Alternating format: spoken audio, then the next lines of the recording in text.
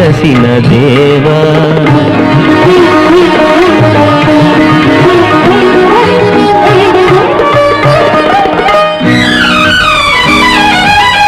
మనిషిని మనిషే పరిచే వేళ ద్వేషం విషమై కురిసే వేళ నిప్పులు మింగి నిజమును తెలిపి సందని మమతల సుధలను చీకి అమర జీవులై వెలిగిన మూర్తుల